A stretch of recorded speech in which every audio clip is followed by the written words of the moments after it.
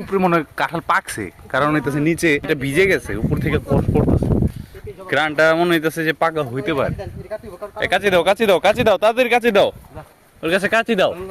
উপরে যাও, উপরে যেয়ে ওটা কেটে দাও। সবগুলা দেখতেছে ঠিক আছে কিনা, কারণ নিচের মতো দেখেন পুরো পুইরা রস পুরাই হয়ে গেছে।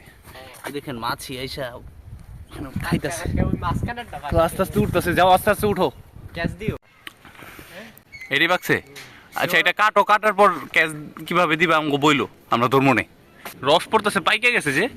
দেখো এমনি ওপরে যেতে পারে, ছুটে যেতে পারে মামু। আরে আস্তে আস্তে দাও, সমস্যা নেই। এই তো এই যে পাইকে গেছে। আচ্ছা তাহলে একটু ধর, আমি ক্যাচ ধরি, এটা সবাই পারবো না, তোরা পারবি না। ধরছি গাইস, অনেক বড় কাঁঠাল। চলো চলো চলো চলো, গাছে মানুষ হইছে, ওই ব্যক্তি রেডি আসো আগে। দাম হ্যাঁ হ্যাঁ সমান ঠিক আছে। মরছে মরছে মরছে মরছে। তাড়াতাড়ি আসো, ওই কাঁঠালটা আমাদের তাড়াতাড়ি খেতে হবে। পিঁপড়া ভরা, পিঁপড়া পরে হইব, আগে এটারে খাইতে হইব। তোর মোবাইল বন্ধ দিব, আর 21% আছে। 21%।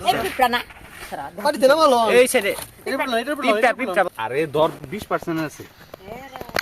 হ্যাপি বার্থডে টু কত কলা পিঁপড়া কিন্তু ফোন দিই না।